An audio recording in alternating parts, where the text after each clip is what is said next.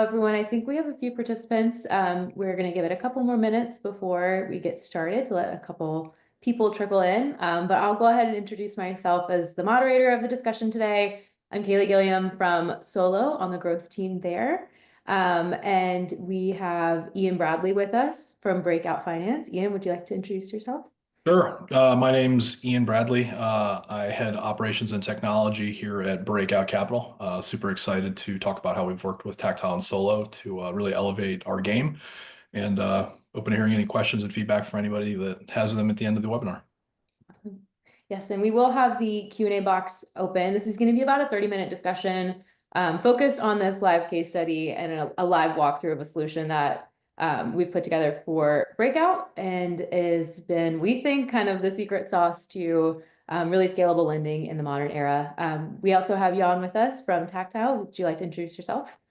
Yes, thanks. Hi everyone. My name is Jan Willem. I'm leading the solution engineering team at Tactile. I have been working with the Breakout team over the past months, also with the Solo team, basically transforming their underwriting machinery to a Excel-based from an Excel-based to a more modern stack. I have a background in consulting, worked with financial institutions for almost a decade. Across the whole world, doing data science, analytics, automation, etc., for banks and insurance companies. So very excited for the webinar. Awesome. And Nadine, we have Nadine from our implementation team at Solo as well. Hey everyone, I head up our implementations and solutions engineering at Solo. Excited to kind of dig into the details of how Tactile Solo work with Breakout today. And just to give you a little intro, so Solo is a data infrastructure platform that automates back office efficiency by eliminating manual tasks, especially around data entry. And this is across origination, underwriting, and cross-selling. We're backed by 100+ community banks. So a lot of our kind of process has been to address some of the big pain points there. We also work with direct lenders like Breakout, who are using a little bit more of the API-driven tech stack, and who have still been looking for other solutions to automate across their processes from origination into underwriting. So together with Tactile, we have come up with this kind of what we call the playbook for scalable lending, even when paperwork is still a part of the process. And I'll let, before we get too deep into it, Jan, would you like to give any introduction to Tactile? Yeah, sure. I mean, very short intro is like Tactile is a horizontal decision platform that allows like modern lenders build their end-to-end decision and orchestrate their end-to-end decision process. With very limited engineering help required. So it really allows for like making better decisions by like enabling decision makers, like less technical domain experts to build those decision flows, put them live in production, but also experiment and iterate on their flows. So to find kind of the optimal policy, whether that's underwriting and KYC, KYB, as we do with Breakout, or whether it is like fraud or transaction monitoring. It kind of covers the whole a whole spectrum of use cases in financial industries. And Ian, so we'll start with you. Can you give us a little bit of background on Breakout Finance, pre-Tactile, pre-Solo? Tell us what you offer. Tell us about kind of the challenges that you guys were seeing in the pipeline. Sure. So Breakout Capital is a direct lender. And essentially what was happening with us was we were seeing this opportunity for really material change with regard to growth. But the thing that was keeping us from being able to attain it was a lot of the friction that we had around internal processes, specifically, as everybody's mentioned, with data ingestion. What do you do with the data once you have it? How do you then augment your subsequent flows to make sense of all of that information when it's not always standardized on the way in, when you have everything from handwritten paper documentation that might be missing certain data points to API-driven full streams of every app that we've got is going to hit you on your doorstep. It was a very, at its outset, manual and paper-driven process, which, as many can imagine, and probably some of the pain points of some of the attendees, is that it's tough to navigate that when you're trying to scale and effectively balance both speed and accuracy. So we saw an opportunity within our pain point that really required a solution that would help us orchestrate different pieces of technology to work together holistically to give us that lift that we needed to be able to automate some of those more manual flows, reduce friction and still do it within the confines of what we prefer in terms of our credit box and our underwriting model, given that the inbound data could kind of come from anywhere and could kind of be structured different ways based on the type of partnership or the type of submitting party that you were dealing with. So it was very much an opportunity for us to figure out how to transition from a paper and manually driven world to mitigate friction using, top flight technology and to really make ourselves more efficient in our day to day. That's what really sounded the alarm, and that's why that's what my kind of role pivoted towards. It was like, fix this problem so that we can grow quickly and take advantage of the opportunity in front of us in due time without having to wait 3 years to get it done. So. And can you touch on your origination channels? Because I think Breakout was a really interesting example of, getting volume and originating new leads wasn't necessarily an issue, but it was really that processing pain point, right? From your different, mix of ISO or digital owned channels. And also you work with banks too. That's correct. So there's three main pipelines that we get our application volume from. The first one would be the ISO or broker network, which is where you've got a third-party broker that is effectively trying to match up direct lenders with borrowers that are seeking capital. This is a relatively high volume stream for us. I mean, at points we were seeing up to 100 applications from one ISO in a day. If you kind of reverse out how long it would take a human to ingest and process a non-standardized application, you're looking at on a very fast first pass, it might take them 15 minutes just to get the data from whatever the source was that it came from, which was typically a PDF, into our internal system so that we'd actually do something with the data. The second channel that we deal with frequently is the direct channel. This is a person who maybe responds to a marketing call out or potentially finds us just doing a web search and seeks to, find out whether or not they can get a loan with us, going through our website, filling out a form, et cetera. And then you're more direct to the borrower. But again, now you're sort of hamstrung by the fact that not every borrower has very buttoned up financials or really understands the questions you're going to be asking. So it's a lot of, here's the questions, expecting an immediate answer, but then having to service the timeline that it takes to actually fill in those blanks. And then the third piece is partnerships that we have with banks. A lot of instances will happen where a bank has a deposit client that's potentially looking for a loan. Maybe that deposit client is a great deposit client, but doesn't necessarily fit the credit box that the bank is desiring to service. And so in those cases, we act as a partner working alongside the bank to secure their loan for them while keeping the deposits intact at the bank that's servicing them.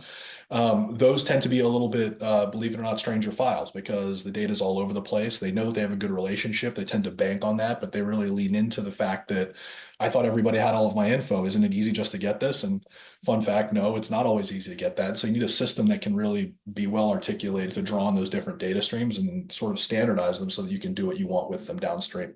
So that led us to starting to seek out, best in class opportunities for organization, orchestration, et cetera, et cetera. So that was the pain point that actually brought us this point of discussion. It was synthesizing, how do we get standard data from three predominantly different channels that don't have a ton of overlap in terms of how you get the data, but we did want to standardize those inputs so that we can apply our credit model accordingly.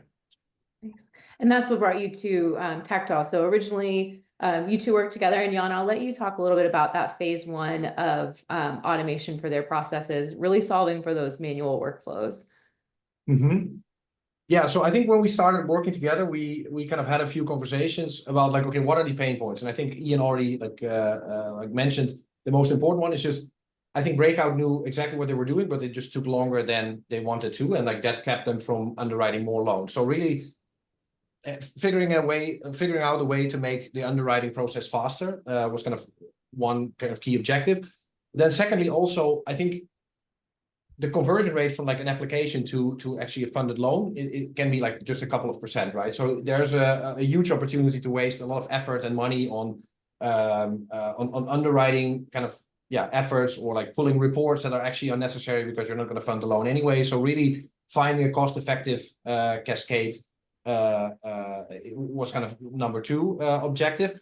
And then lastly, I think also their kind of their underwriting system relied heavily on like individual Excel sheets per application, which makes it very hard to run any form of experimentation or test, right? So if you want to see, hey, what if we become a little bit more stringent and we raise the threshold for a credit score? What does that do to our approval rate?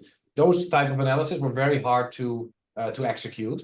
So kind of those are the three main pain points, and then Breakout was moving to like a new CRM, Salesforce. So what we've done is basically we brought kind of the tactile decision engine and we put it on top of Salesforce, so that every decision within Salesforce, or should I move this application from a lead to an actual kind of another stage, can be kind of can take a little detour through the tactile decision engine and basically base your decision on the tactile output.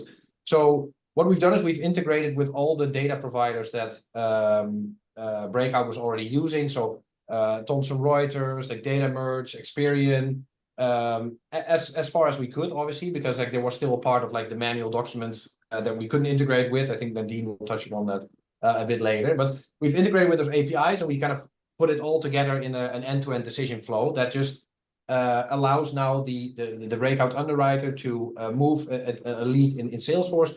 Tactile is called, all the data is fetched, unless at some point we already know this is not going to be funded anyway, we kind of reject it. And then, a couple of seconds later, basically the underwriter looks in Salesforce and all the data has been populated, like the background checks, the credit reports, etc. And then they can move on to the next stage of actually underwriting the loan and actually applying their credit logic. So yeah, that already led to like a significant speed up. I think like somewhere in the 90s or something percent of like reduction in underwriting time, having a direct effect on the approval rate, which was already great. But I think like the missing piece there was still that there were still emails going into an email box and like documents, hard copy documents being part of that underwriting journey. And I think that's where kind of Solo is the missing piece. And then like looking at the future, I think what is very exciting is that now we have all of this implemented in one single kind of decision engine. So every application that is currently being done by Breakout is stored centrally, which now build also a foundation for this experimentation, right? And I think that is kind of the new phase of the phase we're now kind of in, that now you can also start improving decisions, not only looking at time to decision, which is an important one, but also like the quality of like the risk selection, which I think is also a great, like almost secondary kind of benefit to the whole migration. Thanks. And you touched on both of those things, which I think were good points to make. It seems like this is kind of, if people are in a digital transformation project, which is typically, phased out, starting with that API driven automation first, and then, coming in and bringing in solutions like Solo that can help address the manual copy and paste, will help with the incremental changes too. So one thing that we found as we were working together is that, customer data, like you mentioned, Ian, it doesn't live in one tiny place always, especially if you're working across channels, and some of it is in bank statements, and it maybe is buried in email threads or sitting in your core or split across these disconnected platforms, and you really just can't always outrun paperwork. So we're going to walk through a sample workflow today that shows you how, in real kind of context, how we've addressed that here. But I want to turn it over to Nadine. As we were looped into the project, were there any other, kind of big things that became evident with the tactile solution and how we could continue to iterate on it, just to make the origination process even more scalable from first intake of data through to end of decision? Yeah, definitely. I think when we were first brought into the conversation, it was like pretty apparent that Tactile had already made quite a meaningful impact on the orchestration piece, especially as we just spoke about, like the API-based data availability. But I think it quickly became apparent that the critical gap was still there, which is the data that underwriters, I think, mostly depend on wasn't easily accessible. That's in an email, that's in a document, that's in a handwritten document sometimes. So because it lives in these email threads, files, almost like static documents in a sense, that requires quite a significant manual effort to be able to process them.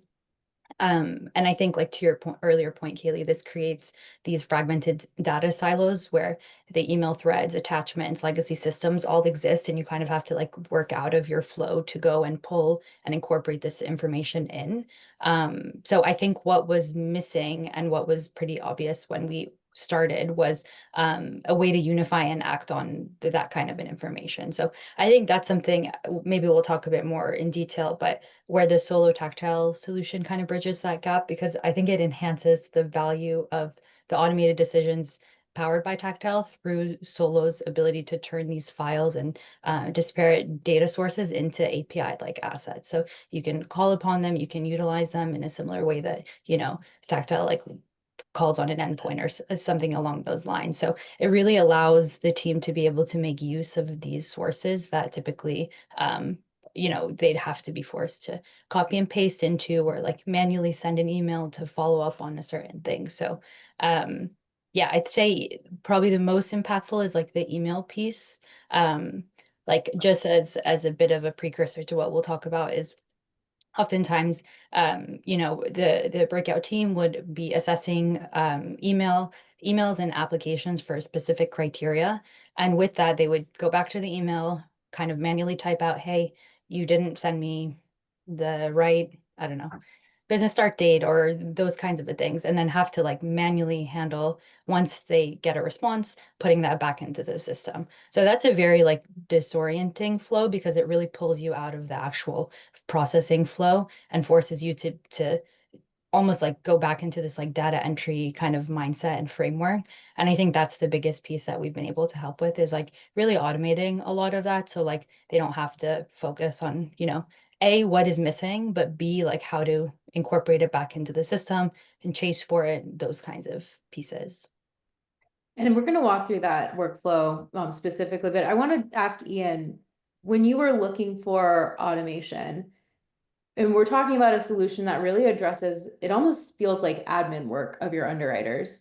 How important was that for you to try and figure out how to, you know, return hours to your underwriter's day on these little things that, you know, really they don't take judgment, they just take manual copy and paste hours. Can you talk a little bit more about that piece of the solution? Yeah, you know, an analogy that I use internally quite a bit is if you think about how people work in a professional kitchen, right? You've got people that are paid to manage the line to physically cook the food. Their assumption is that the raw materials or the ingredients in this case are going to be presented to me in a way that allows me to cook the recipe and then execute the dish. We were having an issue with basically compiling the ingredients, right? Like we know that the information's out there, we know that the ingredients exist, but how do we get all of them in the same place so that that cook can actually take them and turn them into following a recipe, aka our credit logic or whatever our guidelines are? How can we get them to standardize and make that cohesive thing? You know, at scale frequently with minimal errors and maximum speed.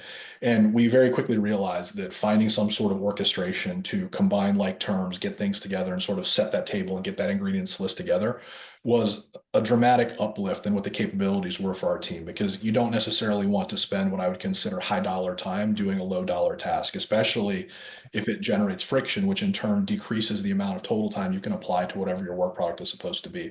So we instantly knew that this was really less of an addition problem. Like, you know, we went through the phase of maybe we should just hire more people to do this same type of work.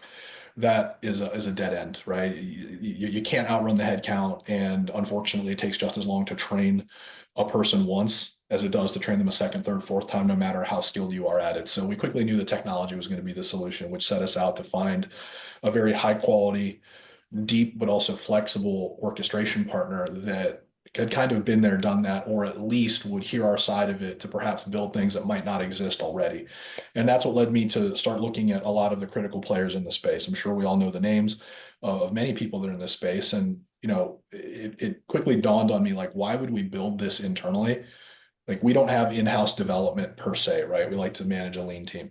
Why would we build something internally when someone else has already done this in such a way that would allow us to effectively buy it, augment it for our specific needs, customize it to whatever our desires were, and then run it with that playbook? And so, you know, there's a relatively short list of what I would consider top class providers amidst the space where everybody seems to want to be into orchestration right now.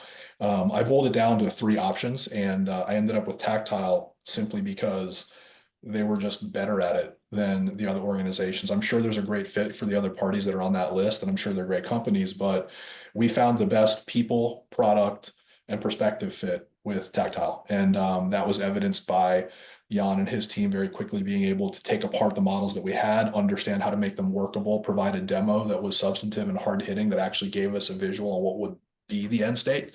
Um, That's kind of how we got there. We did plenty of diligence looking at other organizations. You know, I'm a big AB/champion challenger tester. I don't really believe anything. I just have people prove it. And if the proof looks like what it's supposed to look like, that carries a lot more water than all the promises we get. This is likely a byproduct of being like a recovering sales guy. You know, we've all been on teams and on calls where a solutions engineer, you know, has to kind of gate the sales rep to be like, we can't actually do that. Or what you'll often hear is it's on the roadmap. It's rarely on the roadmap. One great thing that I will give some flowers to both Tactile and Solo on is that everything they've told me is on the roadmap. Most of it's already developed and in production. They were both very, very quick to understand our pain points as though they had lived with us for a while. And that allowed them to be very dynamic and quick, working collaboratively with multiple different teams to help us organize what the problem was so that we could solve it effectively, which we're reaping the benefits of that now. And it's been a wildly positive thing that has exceeded my expectations on all fronts, which anybody who spent more than 5 minutes on a call with me knows that I don't usually say things like that. So this has been a pretty big deal. Well, we love to hear that. And with that, I think it's time we should go ahead and walk through. This is one example, and I like that you brought up, you know, everyone's process is going to be a little bit differently. And so our implementation team and Tactiles as well is really, you know, involved throughout the process and understanding exactly how a decision is being made today, where it's coming from, instead of trying to fit into a box. And with this kind of approach, we developed what we call the flag and follow-up solution for getting documents in. So this is at the ingestion piece of data to get data from PDFs into a state that's ready to be pushed into Tactile. And I'm going to have Nadine walk through this playbook. Yeah. I think you hit on a lot of the core points, but I think the key piece here is oh, I think we're sharing. Okay. Sorry, I'm not sharing my screen, so Kaylee is helping me out on that. I think so. What we have on the screen today is the workflow overview. So it's a sample workflow that we built for Breakout's origination team using Solo, and ultimately this mirrors what their process looks like today. So you collect the data from the borrowers, maybe PDFs, emails, and like email bodies. A lot of it goes through text or uploaded forms. And then their team checks that information. Is it complete? Does it miss any of their criteria? And then someone has to copy and paste that data into their loan origination system or CRM or core banking system, often in different formats. So there's a lot of copy and pasting that gets done between those. But ultimately, once we've captured that piece, the second piece to that is the file setup. So this screen is what we've configured during your onboarding to Solo. It's not something your team sees day to day. This is something like we would set up during an implementation. And ultimately, that's how Solo reads your documents. It's according to your logic, calculations, and your checklists, and all the things that matter to you specifically. So let's say your team typically receives applications by email. We take a sample file, teach Solo what to look for. So in this example, we're looking for the industry type, the FICO score, debt to income ratio, and then we match that data to your pre-qualification checklist and automate what your team is already doing manually. So we also define how to pass that data into your internal systems, whether it's Salesforce or your LMS or your core. Different systems want the data in different forms, and this is where we set that logic up. So I mean, TLDR, what this means is that there's no more copy and pasting on that front. And then from that point, you're ingesting files from various sources. So in Breakout's case, or ISO or their broker emails, they send over applications to a shared inbox. Solo pulls those files, so we pull those broker applications automatically from Gmail. It classifies the file type into the ISO application and extracts the data, even from handwritten forms, which I think is on the screen right now. And then Solo then checks that data against your rules. So are there any fields missing? Are there fields that don't match the criteria that you've set up? Are there disqualifying red flags, like a restricted industry, a business start date that's too soon, etc.? So if something is missing or needs clarification, Solo doesn't just flag it, it automatically generates a follow-up email to the borrower. So with that follow-up email, it requests the missing information, additional context, whatever ultimately like we've set it up to be. But in Breakout's case, it's the missing criteria that they've defined. So for the bankers in the room, this is where you'd automate, for example, your letter of explanation requests and similar kinds of things, all to what specifically you care about. So this email can be sent directly from Solo, which happens in the case of Breakout, or it could be copied by your underwriter, depending on how hands-on you want to be. So one other key piece here is that, let's say we followed up for, you're missing XYZ. It's one thing to follow up. If we don't handle the processing of the follow-up, then ultimately we would have still had the problem of copy pasting, all of that kind of piece. So Solo doesn't stop at just when the borrower replies. It reads the reply, any attachments, pulls out the new data, so it extracts it, and updates the record automatically. So with that, there's no need for your team to dig through the email, download it, upload, copy, paste, all of the very messy things that go into the kind of data entry side of that. Once the application is complete and passes all your checks, the data is standardized and sent into your systems. For example, into Salesforce, we could trigger it to create a new deal, kind of whatever the flow that you'd want to follow is. And then this triggers the next stage which is pre-screening. So that's like verifying KYB, credit scores, running risk decisioning in Breakout's case. And then that's where Tactile specifically takes over in Breakout's case.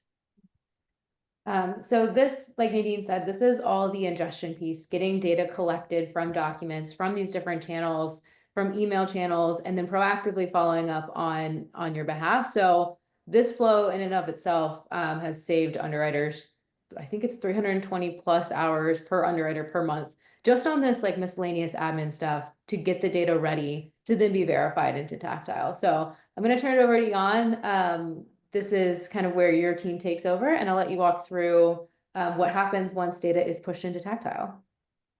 Yes, very happy to take it from here. Let me just share my screen. Cool. So yeah, after like the process that Nadine just showed ran, like the data is now in Salesforce and ready to be consumed, and that's when kind of Tactile starts. So what we've done for Breakout is we created two decision flows, a pre-screening flow that does everything from like the data collection, processing, and making it very like digestible for the underwriter. And then the second piece is the actual applying the actual underwriting logic and setting the limit.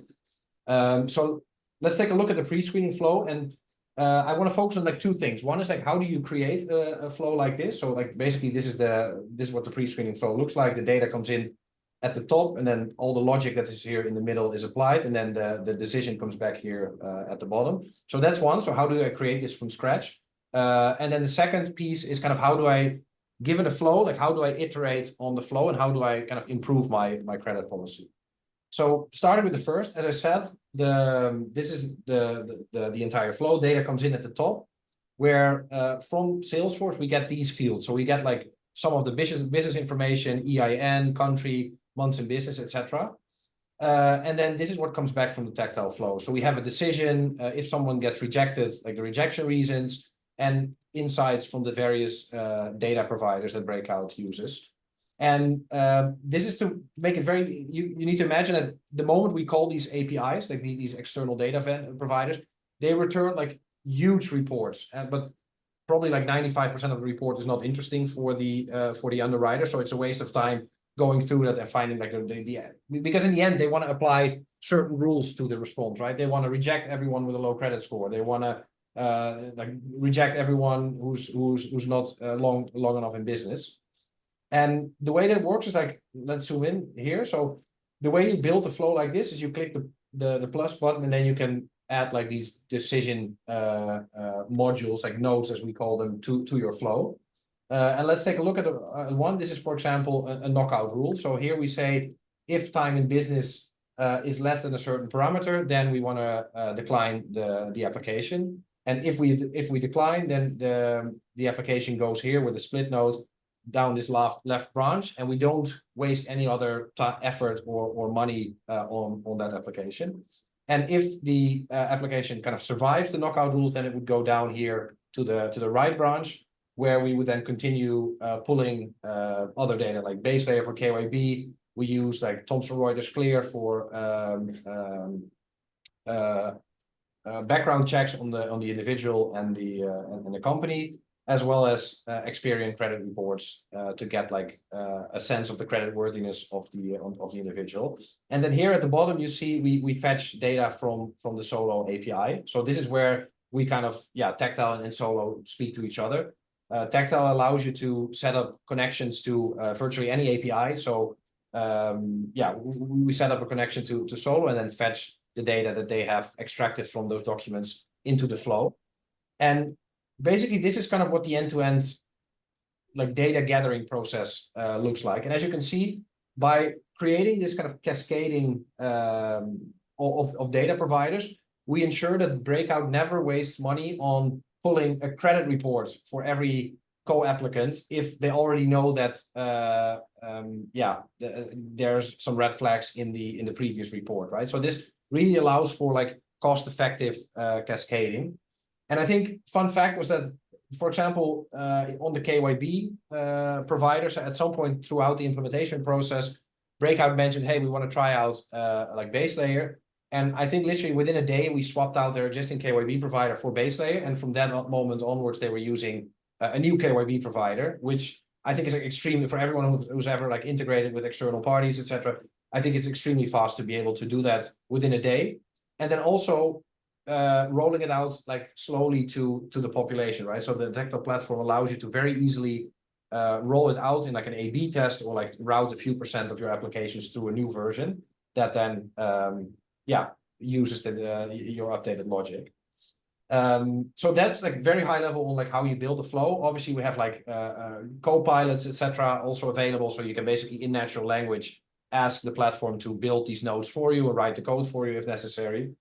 But then I think very interesting, and I will now flip to another like a more generic kind of demo flow to not show any of the Breakout secret sauce in the call. But this is like a very similar like generic B2B underwriting kind of flow. And what we allow you to do is like, as I said earlier, every application to the API is stored on the platform. So you can use that data to then say, hey, give me last month's data. And then now I want to iterate on my flow. So in this case, for example, here we have a knockout rule that says if company age is less than 3 years, then decline. So if I now would say, hey, I want to change this to 1 year. So first of all, everything is obviously like tracked in a like change log, so you can inspect the change that has been made. So to make it like very clear, like having an audit trail to kind of trace that back. And now what you can do is you can run this version versus your basically like run a champion challenger comparison offline, which then allows you to see the impact of the change that you've made to your policy on, for example, your acceptance rate. This just takes a couple of seconds. And then I'll show you the resulting analytics. So what happens now is that we take last months of actual real life production traffic, run it through the two flows, and then we can inspect basically, hey, what did this change do to my acceptance rate, for example? So yeah, that's basically how you would use kind of backtesting and experimentation to kind of continuously improve your flow. And as you can see, you don't need to go to the engineering team and ask, hey, could you raise the threshold, deploy it in production, wait a couple of weeks, and then observe the results. But you can basically do this like literally within a minute on the platform yourself. And I think, yeah, it was very cool to see that also like Ian's team throughout the implementation process became more and more comfortable with kind of interacting with the platform, like writing the logic, experimenting, etc. And I think that really contributes to like empowering the end user, kind of the domain expert and decision maker to make better decisions. Yeah, and I love that, there's so much room. This is one piece of kind of the digital transformation and the automation that's been introduced, and everything we've talked about today is on the origination side. So getting the data in and data pre-screened. Once the data is processed through Tactile's flows, it then goes back into Solo. And we've actually, worked together on automating the underwriting kind of spreadsheet, the spread that typically is a really manual copy and paste type thing that requires data extraction and data entry from documents and systems. It's now all verified thanks to kind of this partner solution, automatically mapped into a spread and used and then sent back out into CRM, core, LOS, anything that you would need to continue pushing a deal through. So that's going to be a little bit more detailed in our case study. So I just want to kind of note, if you're sticking around for that, you can look out for that email to you next week. But also, kind of the future of lending and what this opens up long term. Ian, do you want to talk a little bit about kind of the impacts this has had on, broker economics or your underwriting economics in general and your ability to scale over time? Sure. I mean, as Jan noted a little bit earlier, one of the things that we did when arranging our flow was to concentrate first stages towards things that had high discriminatory value, but were relatively low cost. That's something that we weren't able to do in the past because everything was so sequential that we didn't have the opportunity to work in parallel. So you'd almost always waste money on any file that you declined because it was almost mandated that you had to go through each sequential step. Stuff took so long to cook before it could deliver the result that we thought that we were saving time, but in actuality, we were wasting money.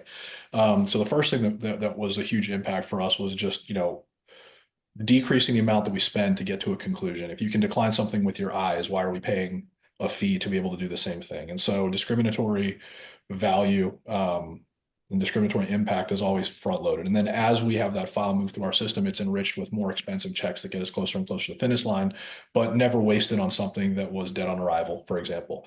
One of the cool things about Tactile, however, is that if we prefer to do usually later stage checks up front versus at the beginning. Like if we prefer to do something late stage up front versus late, we could rearrange that in an ad hoc way to get just the information we might need for that specific instance if it's not a standard type of application. When you look at what this means for broker economics, it's a speed to lead play that kind of levers on volume. So the quicker that you can get to a conclusion on a file and provide that back to the providing broker, the more likely you are to get some action on actually being able to figure out if there's a fit for that deal.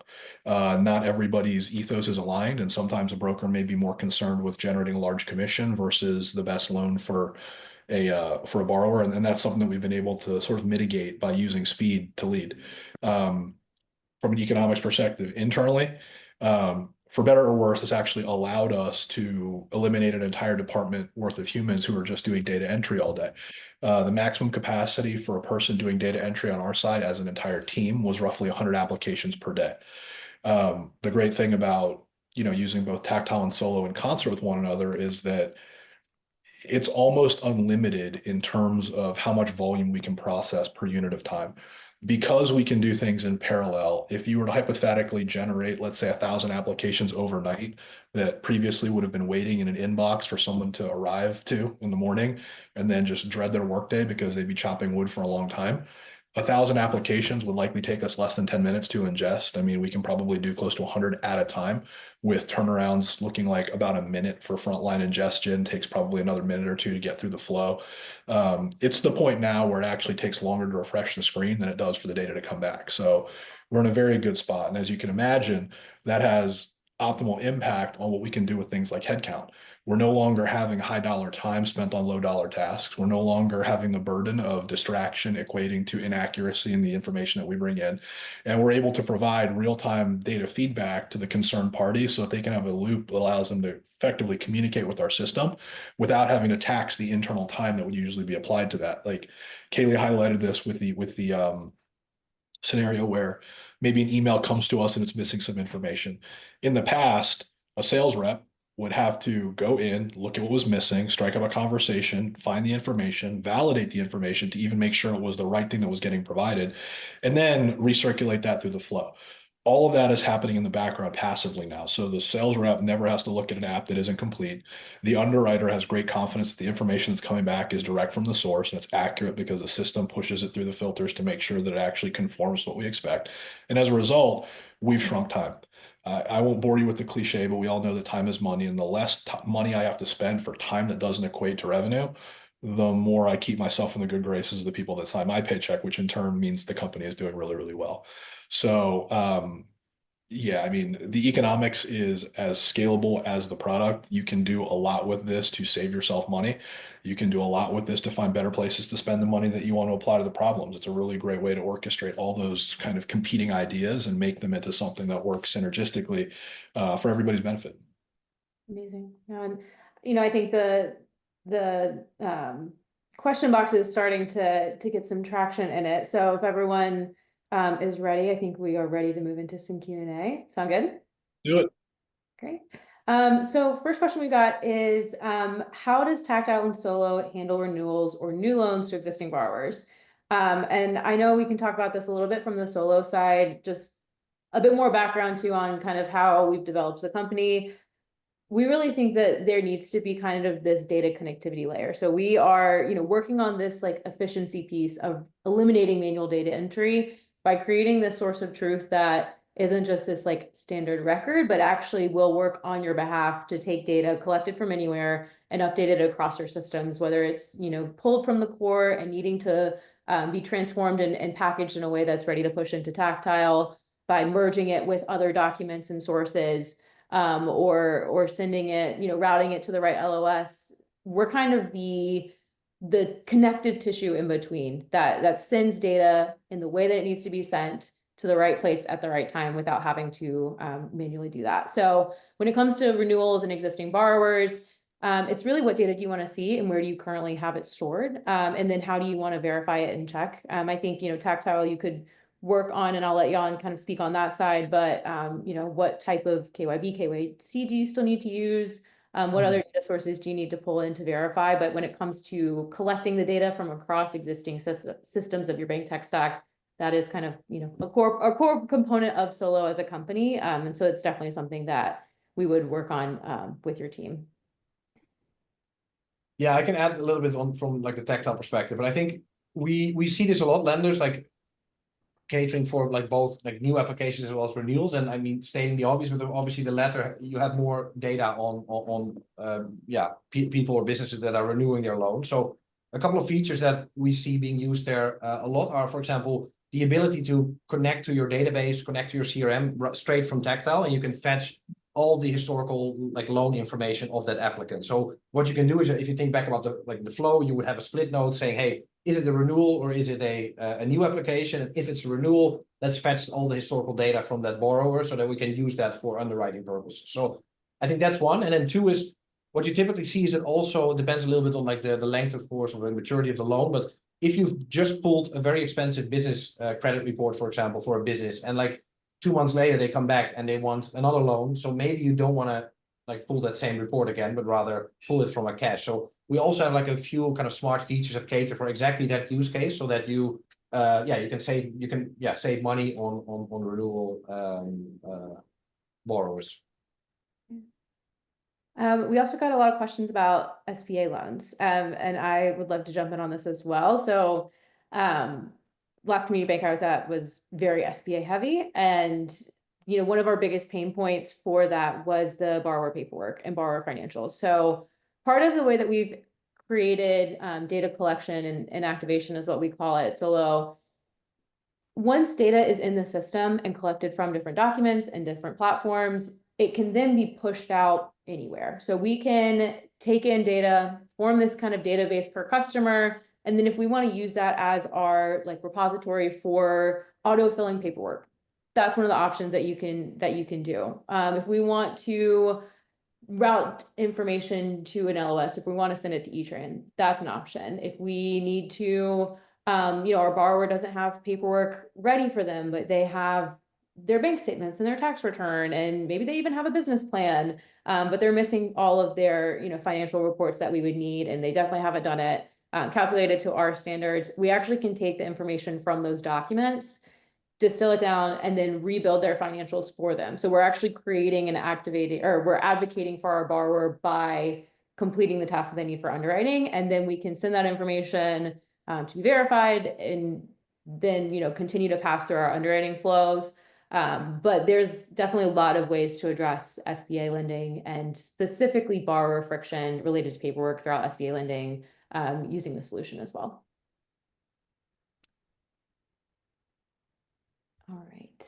And then we also have a question about getting rid of spreadsheets in the underwriting flow. Nadine, do you want to kind of touch on this? I think specifically one of the things that's interesting is when you're underwriting off APIs and you're underwriting off documents, which you can't get away from with, SBA loans or commercial complex credit products. That's one of the things that we've seen is a really good use case for Tactile with Solo. So I'll let Nadine speak a little bit more about how we kind of approach that. Yeah, I mean, I think it's really helpful to know when you should even be obviously spreading the deal, which I think is what Tactile really helps us get to. Like, for example, in the breakout flow, we don't even get to that point unless we, it's needed. There's no use in the API calls. There's no use in actually, most importantly, the underwriter's time to actually review something if it's not going to pass. So I think that's first and foremost. The difficult thing about obviously using a spreadsheet, using Excel, which I'm sure everyone on this call can attest to, is it's difficult to get like a live data source into it. Let's say you have to make a change to the data, you are recategorizing something because that's really important to you. Then you're going to have to go and update that. And if you mess up one cell, the whole thing breaks. And we've seen a bunch of these different spreads and these different kind of workbooks, and they're typically like a beast. Like one sheet matches to the next sheet. It's a whole thing, for lack of a better phrase. But what we basically do now is we're able to ingest these data sources, be it through, any integration, so an API call, etc. Or most importantly, any file or document essentially acts like an API source where that feeds directly into the spread. And then that spread mimics what, in this case, Breakout or whoever the bank or lender is, what your process is today. And then also goes a step further for the manual things that you have to check in the spreadsheet yourself. So this is where on the implementation side, we spend time, reviewing your SOPs, even shadowing your underwriters to understand truly like what are they looking for. A lot of it is like, how do you assess different line items, what categories matter to you, what kinds of enrichments matter to you? Are there different, third parties that you're in contract with that you're like, how do I don't even know how to use them, like Solo helped me figure out how to utilize them because I signed this agreement for a reason. So it's part of those things that we help through the implementation process. But ultimately, like for example, for Breakout, once we have the green light that, an application should be reviewed in terms of their bank statements or whatever the specific criteria is, that automatically populates the spread. And then ultimately that then pushes to Salesforce, which then pushes to Tactile. So there's a lot of pieces there, but essentially it allows the underwriter to focus their time on just reviewing the things that they care about. So they'll double check, the categorization for loan proceeds, because that's something that's really important to, that underwriter or the business. And then they can just go recategorize. And I think the interesting, amongst many things of Solo, is that you don't do something once and it's kind of, you have to repeat it. Like, let's say you're a financial institution, you think that XYZ is this kind of a grouping. You can set these rules for the system to get smarter, to understand how you like to see things. And ultimately that makes it so you don't have to do things multiple times. It will understand like, what is the breakout way? What is the insert X lender bank way? Yeah, sorry, that was a bit of a ramble, but ultimately I think the key piece here is that it allows for documents, files to actually be used as like sources that you can pull directly in. These are indexable. They're almost, attributes that are mapped to specific ways how you want to see that. So it really allows you to put use to it. And Ian, what is, kind of, now that this has been a part of the breakout project, what's next on the horizon for you guys? What would be your, ideal end state by the end of the year with this tech stack under your belt? So to just really achieve an end state where our underwriters are very well supported by the technology so that they can apply the lion's share of their time to actually doing the core work for which we hired them. To be able to alleviate the friction that's caused by manual paperwork at scale. And in doing so, to be able to give confidence to external partnerships that we're trying to grow, where there may be some apprehension on how such a small team can punch above its weight and process such huge volumes of information, to be able to give consistent, accurate, and fast feedback on potential loans. And so I think the next horizon for us is to really double down on partnerships with, other lending institutions, banks potentially for their turn downs, and to really give that holistic look to our underwriters so that they can do a full 360 on whatever file they're looking at to make sure that we get, the most positive outcome for everybody involved. Sometimes the best thing you can do with a loan is walk away from it. And, we know that when you start to be able to use like a programmatic way of doing things, the likelihood that you're going to make one-off ad hoc bad calls goes down significantly. And so that's really what we're looking for, to really continue to double down on efficiency, to expand our capacity to be able to work with larger partners that want to submit, more data to us over the same time period, and to continue to provide a high level of service both internally to our team and then externally to the borrowers that we ultimately lend to, with obvious benefit to the institutions that make those linkages happen. Amazing. Yeah. And we are, so happy to be here today with Tactile. It's been a great discussion. And I think we can expect to see, attendees can expect to see a case study, like I mentioned earlier, followed up with the inbox. If that is it, I will return a couple minutes of everyone's time today. Thank you for joining us. You can find us all on LinkedIn and Twitter and all of those places. And of course, we are happy to consult. The automation that we've introduced with Breakout is a really good starting point for just kind of some easy, quick wins, fixing for those like administrative, really don't suck underwriters' time or shouldn't suck underwriters' time. So there's a couple workflows that are kind of plug and play, but we also think that automation is going to be such a personal thing to everyone's unique process. So Tactile and Solo, both teams are available and happy to chat about whatever goals you have on the horizon for your bank or your lending institution. And with that, thanks everyone for joining us, and hope you have a great rest of your Wednesday.